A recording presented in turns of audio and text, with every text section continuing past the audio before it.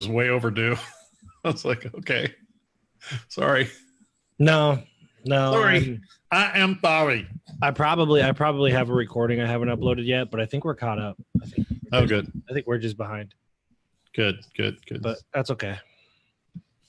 I am sorry. Life goes on. So tomorrow, right? Because I'm going to be up. I'm going to be at our, and we'll talk about this too. The retreat, right? The network retreat, which we've now. This is going to be our third one. Right? Numero trace number 3.0, right? Our first one was at that awesome place right after the hurricanes in North Carolina, Wilmington. Wrightsville Beach, yep. Wrightsville Beach, yeah. Wrightsville Beach. Wilmington's where we landed, I guess, the airport we landed. Yeah. Well, you didn't land. I think you were driving everywhere. Yeah, we did 10 cities in 9 states in 6 weeks. And Wilmington was or Wrightsville Beach was the start. Intensity in 10 cities. That was a tour of Kiss a ways back before you were even born. Yeah, I've seen it. So you drove and we were at that one. That was, I mean, seeing, we didn't even know what to expect. I don't think anybody did. We were just there, and it was obviously special because it was the first one. And then we were able to say, we'd like to do the next time is this. And one of them was, let's have it in California. And so we had it in California, and there was a lot of people and we thought we had a big enough house. I mean, it was big enough, but it was kind of tight quarters, but great location. Great conversation. I think that we saw Chris Axelrad just came up and kind of showed what he was doing, and really represented, and a big takeaway, right, for that event. And so more of what we're doing in this event is going to feature our own people and what they're doing. And I think it would be, I think that, obviously Dan, we want to hear from Dan, because Dan's always the guy behind the curtain, if you will. He's the one making magic, and nobody, if he didn't show up to the event, I don't think people would even believe he was real. And and that's it, really, but I think that what's impressive is that Dan took and put the product together for Velocity. Really, I think that there's going to be some people that want to do programs and kind of want to hear from him about, developing something like that, as well as all the other things within the system and how the system has evolved and how he's able to anticipate traffic and where it's coming from and how it's going to perform. And I know that you and Dan are deep into those types of conversations on a regular basis. And so to be able to share that secret sauce. But I think it would be remiss too, to not really understand what's evolving in Lake Forest, with what you've done. You've come out here, and Timothy is like, hey, come, you can come. I've got an office for you out in Orange County there at Lake Forest or Irvine or whatever you want to call it. And I think that all of a sudden we're starting to see people, there's almost a magnetism to that office. People are traveling out here, whether it's for a day or two or more, to people that are flat out moving out here, and doing things. And there's some real magic going on in that place. It's not just like, hey, this is the cool place to be. It's like shit is happening here. And so, whether I really do want to, and I don't want to call you on, put you on the spot or anything, but even right now, I think for the people that are listening, in what you're doing and what's evolved through the connections within the network, and how that's going. And we could talk about how, we've got some awesome service providers. I mean, world-class service providers, in a lot of cases, people nobody's ever heard of, outside of their niche, but within their niche, they are the authority. Yep. And so it to me, I speak for myself, and I think I speak for you too, is this is like this retreat is almost like adding more horsepower to an engine. And it doesn't necessarily just add it and then go away. And then when the next retreat comes in, okay, good. Now I can get back to where I was, right? When I left that retreat, it seems like that horsepower and that engine, it's like a perfect tune up. And where every single retreat we've elevated, we've become more, right? And, I'd like to get your insight on what you see on how this is going, because you're so open about, hey, let's just go in this direction and see what takes us. What's been your take so far in these, and how they've impacted you personally?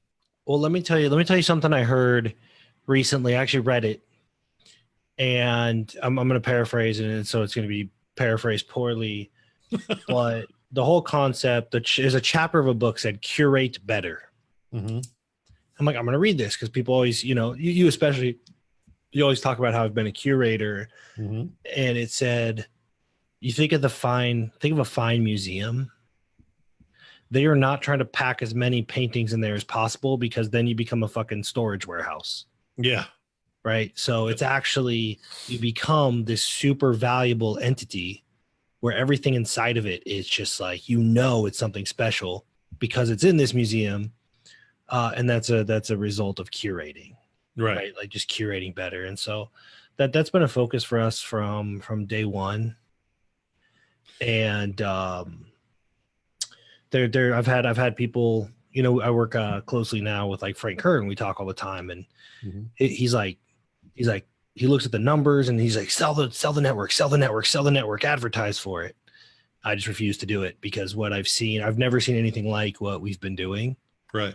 And I think it's the curation is the key. You also said something about people. A lot of the people are tremendous service providers and nobody's heard of them. Outside of their niche. Outside of their niche. Well, that's one of the things that I've realized too, in working with like Tim, right? Timothy, or it's serving people at the highest level and being really just being the best at what you do. Yep. And being famous are two different things. Yeah. And I think people get confused about that. Like the most famous XYZ is not always the best. Because it's two different. You wake up every morning and your action steps are different if you are in your brain optimizing to be famous versus optimizing to be the best. Yes. And what we do is, we're so fortunate that every 90 days we sit in a room of people that wake up every morning and they just want to be the best. They want to serve. Yeah. And I think that's that collective momentum. The pursuit of better, right? Yep. Becoming better. And I think the most appropriate phrase is collective momentum, right? Just this. And I've just been fortunate that here in Lake Forest, we big motivator. Obviously, you're down here, so I came down and spent time a couple times. Just spent time with you, slept on your futon, that kind of stuff. Yeah. And there's something that there's a certain, maybe just how it worked out. There's a certain kind of person in California. Like my people are here. Yeah. And, okay. I gotcha. And I just have just fortunate to have, I call you my secret weapon all the time. I'm like the secret weapon, and the curiosity. People want to come like, what the hell's Nick talking about? Got to meet this guy. And then we got Timothy, and I think we both called him our secret weapon, right? Oh my God. Yeah. I mean, I'm just astonished seeing just numbers come out of the place that you guys are creating. Oh, it's like, I'm looking forward because the people that we work with are big name and not probably don't want us using their name, riding their coattails to our own whatever. But I can't wait till I can turn around and share some of the numbers. Oh, and you know what's fun is I know the people you're working with, and so I start to see some of the stuff they're doing, and I'm like, wow, this guy's really stepped it up. And then all of a sudden I go, Wait a minute. Mhm. Yeah. I guess they really have stepped it up because they brought in, you and Tim and Profit Layer and looking at everything. I mean, to be able to look, and I know Brooke announced it, Brooke Elder announced how she generated $50,000 with a $1,000 ad spend. Mm-hmm. And that's just amazing. But it's so interesting that you guys never even decided that you're going to make that your commercial. You just celebrated her win, and I think that's a big difference. I think that when we're talking about the network, and honestly, this, for you listening right now, you may or may not be a fit for the network, because it's not free. It's not inexpensive. It's a significant investment. But I'm not necessarily pitching you, because like we've just heard, right? Nic is really the curator of this thing, and has been since day one, when I can't remember which is first. Was it Bradley or Mallory? But I think Mallory was officially number one. Mallory was thing one, Yeah. and Bradley's thing two. And, talk about two people that have really flourished, and people that came in and honestly saying, hey, there's some magic to what Nic does, because I'm like, wait, is this guy really, should this guy really even be in here? And then all of a sudden you watch this trajectory of somebody take off. And, I just think that there's been people that have fallen off, because we're obviously operating at a different pace than works for them. But that's fine too. But I've just, I guess the point I'm making is that there are a lot of masterminds out there. And when Nic and Dan approached me with this thing, I said, as long as we don't call it a mastermind, I'm in, because it's the most, it properly used term out there. But what we did is we made this thing, every single person is, and I think I might have talked about this before, when you join somebody's mastermind, they're at the hub and everybody else is at the end of the spokes. But what we've made sure that we've done is that we have made every single person that joins the network the hub. Yep. With access to everybody, but not just, oh, well, you have this, access, this open access to everybody, including us, unlimitedly, which is completely unusual with masterminds like this of the high end. But that we actually curate those conversations, curate those connections. We're prompting them and explaining to each member, this is why this connection, and this is why the two of you should get together. Now, a lot of it happens organically. Yeah. But a lot of it starts with, somebody starting to talk and you and I point at somebody else in the room and say, after, at the next break, it really is important for you two to get together, and here's why. Yep. And so there's such an attention, and God bless Frank. I mean, I want to listen to Frank and say, hey, let's do this and create this thing. But I think you and I also understand that at a certain number, it becomes too big, too many people. You're a storage warehouse. Yeah. Right. And you've got too much turnover, if you will. Mm-hmm. I know a lot of really high end, 25, 30, 35, $50,000, $100,000 mastermind groups annually that people go in for curiosity and just say, oh, this isn't for me. Before this person even before any member comes into the network, they have a deep understanding of what they can expect from us and what we expect from them. I'm not saying that's 100%, but that's really what it's meant to be. Yeah. That there's a high mutual expectation that occurs. And so, but if somebody's listening to this right now and you really don't know Nic, and you don't know we're talking about Tim and we're talking about this amazing thing, it's not just somebody that's kind of trying out this new method to get somebody to buy it. I mean, can you explain to me what happened and what the pattern was where all of a sudden you went from, and you're not using anybody's program, but you've grown to multi-thousand followers on Instagram in like no time, with hundreds of new subscribers on whether it's YouTube or Facebook or Instagram, followers or whatever you want to call them. It just seems like all of a sudden, every day I look, there's another few hundred. And what is it that you've been able to create for yourself, and what you're going to end up ultimately sharing with the people in the network, from a top level, right? From a 50,000 foot level, what in the hell are you doing? So I'll tell you just some context, because for people listening, I've avoided this for a long time. You don't even tell it to me privately. Yeah. Well, I mean, I've avoided having a following because I like being in the background. I was recognized in public one time at like a Tennessee Titans game, and it was like the most horrible 20 minutes of my life.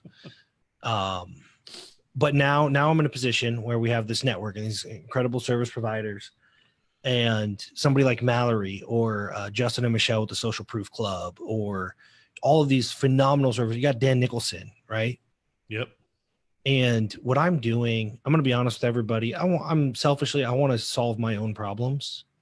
Right. And I am just like, I am so in when I'm solving a problem that I will do everything I can to find the best of the best, not the famous, but the best. And then what I want to do, it's just my nature, is turn around and share them. And because my audience, I've been actively trying not to grow my audience. When I turn around and I share, like, you have to meet this Mallory chick, or you have to see what these people do. I'm not having the influence and the impact that I could have, which is why I said, you know what, I'm finally going to grow the audience. And became intentional about it, and it's grown very, very quickly. Engagement's gone up. It's been mostly off of Facebook because my whole Facebook's pretty much maxed out on everything. It's been a lot of testing. So if you're watching my stuff, don't copy it, because you might copy the stuff that didn't work. I keep it up. I don't take it down. I was talking to Frank Kern about that too, and he said, don't copy this, or this. It didn't work, but I'm leaving it up anyway because I know people are going to try to copy it. Which I was like, oh, that's brilliant. I have taken, so here's what I've learned for myself. You don't have to be great everywhere. You find the place you show up the best. And for me, that's Facebook Live. Mm-hmm. And I just developed a system of chopping that up, curating it. And, I tried it with headlines, without headlines, with subtitles, without subtitles. And I find that if it's on the esoteric side, which I like to play there, not a lot of engagement, nobody really cares. If it is, when I share stuff that is so simple, it almost seems like ridiculous. Yeah. Like I'm talking to 5-year-olds and nobody's going to like this. Right. It gets tagged, shared, spread like crazy. I also I get pretty big bumps in following engagement through my relationships. Like when I went to the last event with Steve Sims, and oh yeah, there's he took a selfie of me, him, and Bradley and Cole Hatter. Right. And all that whole audience is like, who the hell is this guy? Right. Okay, cool. So there's some of that, but it's primarily been, I'll give you another tip that may or may not be useful. I post more videos on Instagram now. Okay. But honestly, it's just a matter of, I'll tell you what it is. I hang out with really cool people, and their audience becomes interested in who I am. Yeah. And then I share stuff that, to me, I think is so simple I shouldn't share it. And when I do, my audience grows. And that's really, if I talk about the stuff, I used to talk about the stuff I'm learning. If I talk about the stuff I'm learning now, it's like crickets, because it's kind of above most of where most people, not where they are, but they don't want to think that hard when they're on freaking Instagram. Well, it's funny because when I explain you, it's just like, in not like the first time I explained, I said, to look at Nick, and he's obviously physically fit and he understands fitness, nutrition, these things. But his real superpower is outside of that. It's about taking the complex and making it simple, and doing it not within the fitness space or the nutrition space. It's really, that's just a byproduct of things that you've been able to take mindset, and productivity and deeper inner conversations, and helping people understand that A, you're okay. Mm-hmm. And B, here's a simple solution to this. I mean, yesterday, right, I'm asking you a question, about, again, it's about nutrition, but I was like, hey, I don't have a gallbladder. I put MCT oil in my shake and I don't feel well when I do that. And you're like, okay, so tomorrow when you make your shake, don't put the MCT oil in and see how you feel. Right. And it's like, but I've heard you say that advice about marketing, about engagement with customers, about prospect, curation, with a Facebook Live, or running a Zoom, or even running our network retreat, and it's like, I can do this, but I don't have to.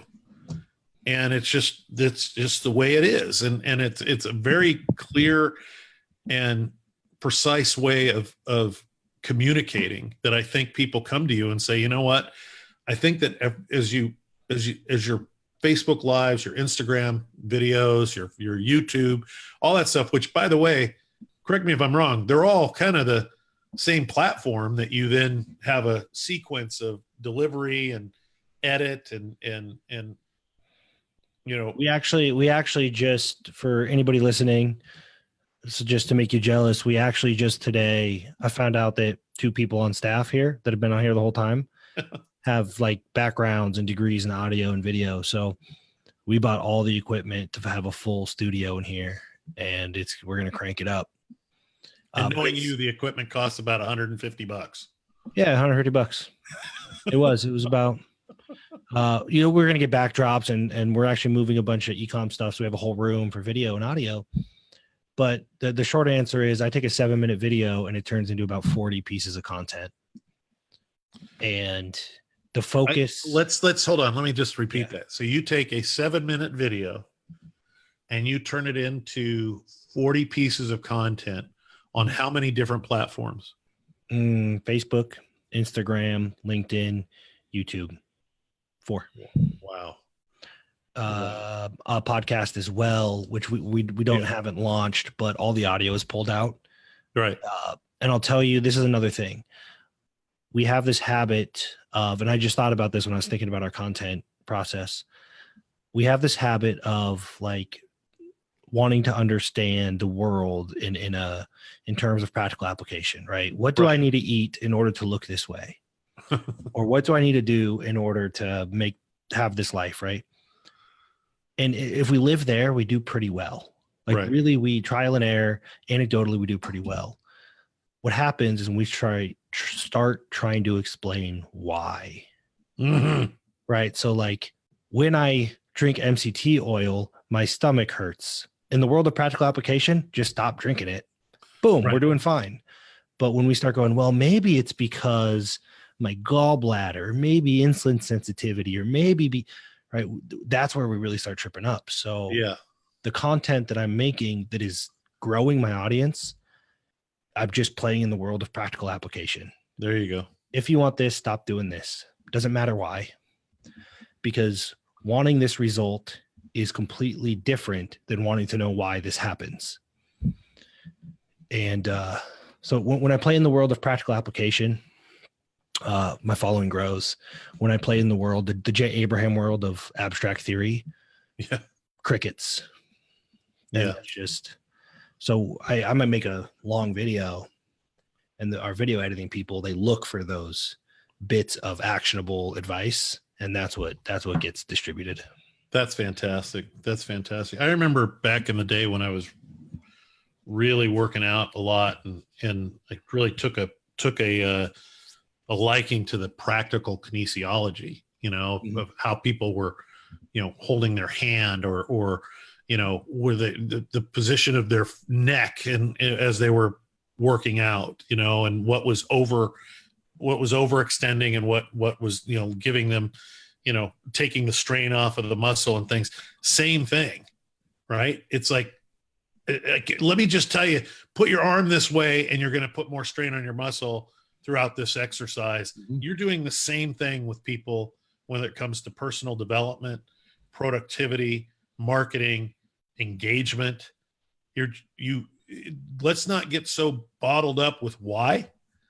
Let's just do this and watch what happens. Yep. At the end of the day, is it giving you what is the result you're looking for? Yep. I guess at that point you can say, why is that important? But don't spend a whole lot of time on how the watch works. Right. Just tell us what time it is. So there's two things and then like, as we talk, I just think of, I've actually never made this explicit. I've never said it as far as I know, but there's two things. As I'm thinking about the content, I'm thinking about what actually helps people and what we do in the network is one, practical application. We could talk about the theory about why after you do the freaking thing. The second thing is you can't force growth. Right. And that's like force creates counterforce. It's never pretty. And so I don't talk from a place of forcing you to 7 figures or like forcing this. Like I don't really talk about having a forcing function of sorts. It's the practical application of removing the limiting factor. Right. It's not forcing growth. It's like, well, what's holding you back? Okay, stop doing that. Yeah. Not what do I need to do more of in order to break through this ceiling? It's just like, well, remove the ceiling, you dork. And that's really, those are the two places I operate in is remove limiting factor and what needs to get done to remove the limiting factor. I'm going to use something that is relevant to you and relevant to me, right? Mm-hmm. In this, you eat chicken and rice every day, all day. Yeah. And I'm in the protein, I'm in that wholesale trading, importing of proteins. And one of the things is chicken that we do. So I'm having a meeting today and our chicken expert walks in and he goes, you ever heard about woody chicken? And now as a chicken guy, you've had chicken that you've cooked up and you're like, this is so tough. It's so gross that you spit it out. You're like, I don't know what this is, but it's like, you can't chew it. It feels like a big thing of gristle. Yeah. Well, I just swallow it whole, but I know what you're talking about. Or that, and then have a problem in about 8 hours when you've got to pass it. But the guy came in, he says, look, he goes, chickens have become, they're so fast growing that they can actually grow from 0 to 10 pounds in like 12 weeks. Mm-hmm. That they conventional chicken, they do so much. And actually other chickens are bred for their breasts to get so big that they can't even stand. But what happens is they force that growth so much that the blood cannot get into that muscle that's growing so fast because they forced it. And so it dies and becomes rigid and hard. And it's the same thing that you're talking about in this practical application and forcing growth. When you're forcing growth beyond somebody's capacity to handle it, they become significantly out of balance and they become less pliable, less aware of the things that are going on around them because all they're focused in on is this growth and this one single target of getting this thing, and they end up missing the 10 things that are around it that, quite frankly, could have given them greater benefit, a better life, a better success story than the thing that they were focused in on. Well, when you force growth, because again, force creates counterforce always. Yep. The more you force, the more counterforce. you end up with the Pyrrhic victory, right? Like, Yeah. yeah, I won at the cost of my life and family and friends and everything, but hey, at least I won. Yeah. The regrettable win, right? Yeah. And so So I just find that with people in general, the network as well, I don't drop in the group and hoorah, force growth. It's like when somebody hits a wall, or if they see a wall coming, they contact me or they contact you, right. and we have the conversation. And between your network and my network outside of the network, there's a if we can't help, and sometimes we're not the answer, I will, like, I'm hell bent on finding the person that can remove that limiting factor. And when you have great service providers that are dedicated to being the best, that's all you have to do. You just have to remove the limiting factor, because they're moving anyway. They don't need motivation. They just need like a little direction and to not run face first into the freaking walls. Right. No. And you know, the power, you just use like your network, my network, whatever. The power of the network, let's call it 30 people for lack of an argument. And let's use Dunbar's law, which has been now refuted, of we can have meaningful relationships with up to 200 people in our life. That if we have unique relationships amongst ourselves in the network, that we have 6,000 touch points that are just 1 degree of separation from anybody in the network. Yep. And because we're curating those connections, we're able to empower those people to take advantage and become the part of the culture of the network is people taking advantage of those things, and to really be able to do something special. You know, there was the Socratic method, and you know me, I'm just like crazy with that. And I've got the questions on the back of my card. And a few weeks ago, I'm very proud of those questions, of course. I mean, they're not my questions. They're just the questions that I ask. And there's, you know, ridiculous. I mean, it's, you know, over the last, God, now 8 years or 9 years, going on 9 years of asking the questions, we found that 73% of the time when we ask these questions in their entirety, customers not using the best available option for their application. This is restaurant, right? Even though, you know, and over the last 9 years, we've saved the restaurant operator well over $35 million in food cost by asking these questions. And none of these questions have anything to do with seafood. They're questions that can be used for anything. So I show it to this guy, and the guy's like, he goes, yeah, these are some great questions. He goes, then he pauses. I go, what do you think? I go, what else would you do? And he said, I'd ask one more question. And it absolutely floored me. It was just so important. I've gone for, you know, 8+ years of asking these questions and really kind of having that be my signature thing. And he came up with a 6th question. Mm-hmm. You want to know what the 6th question is? I do want to know what the 6th question is. What's important to you? Ooh. It took my entire strategic question process and made it all tactical, because I didn't ask that question. When you ask that question, you've now captured the essence of anything that this person's doing. Yep. You can also see if in those first 5 questions, as he answers those first 5 questions, if it's not congruent with what's important to him.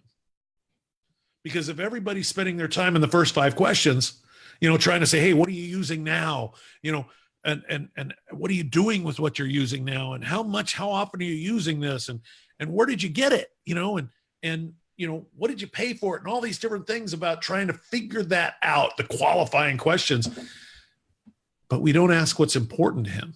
And if all of a sudden, or her, if what's important to her or him is different than the answers we got we have a really unique opportunity to be able to answer those questions for them properly. That's going to give them what they want. And I just thought that was awesome. You know, well, it's aligned with everything we do. I mean, first thing you come to the network, like, right? What do we say? You can't run a race you don't want to be in. So, like, well, where do you want to? Like, people come in all the time, like, what should I do? where should I go? Like, what direction? Like, I don't know. Where do you want to end up? Go? Yeah. What do you want to do? Like, what's important to you? Is it free time? Is it family? Is it? And it's amazing how many people, even you, all these years, like, just don't ask that question. It's amazing. And by the way, this was a shrimp and crab salesman.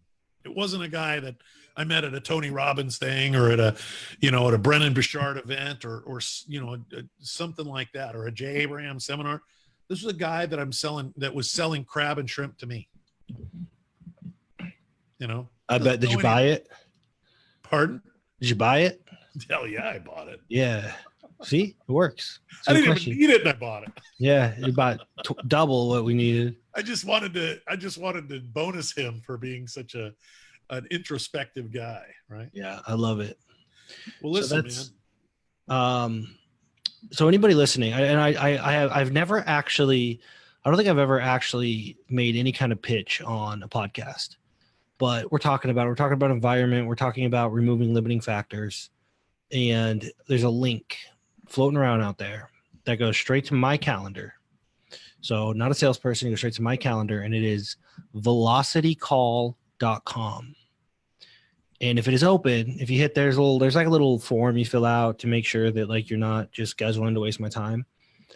And I will spend 30, 45 minutes with you, help you identify what that limiting factor is, and give you a little taste. It's like dipping your toes in the water for the network and what we do. So that link's floating around. It's velocitycall.com.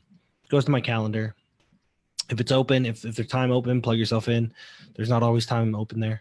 But, if you've made it this far and you think it's interesting, what we're talking about, and Jeff's mentioned the network a few times, then happy to talk to you and just spend the time to see if we can't find the limiting factor and eliminate it in a 45-minute phone call.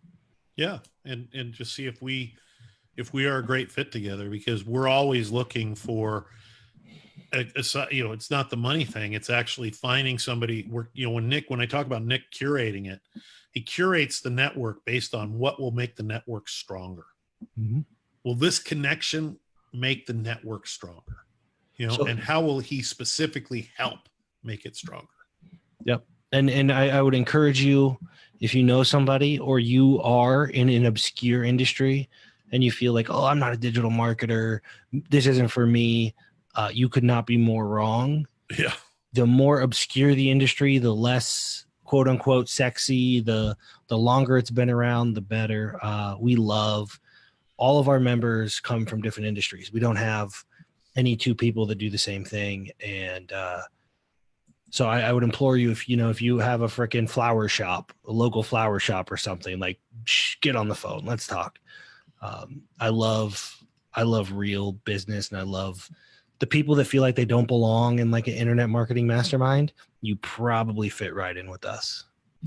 Perfect. Yeah. I mean, I sell dead fish for a living. So, we're all in some aspect of real business, and some more than others, but it's somebody, we have a collection of experience and perspective that is unmatched. And I've been to a lot of these things. So looking forward to, seeing who takes you up on that and what we can do to make the network stronger. Yeah. They won't get on in time to get our next event, which is like a day from today. We're filming this, but we do it every 90 days. And so yeah, let's have a conversation. And that's all I got for you.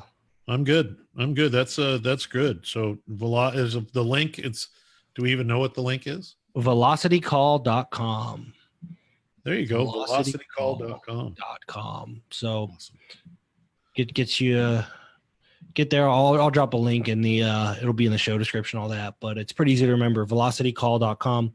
There's gonna be a little VSL. It's like 7 minutes long, explaining why I would talk to you for free. Tells you everything, full transparency. Then there's a little form to fill out so that I know that you're like a real human with a real business. And if that all checks out, I'll just shoot you an email and we'll get on the phone. Perfect. All right, Nic. Well, listen, I've got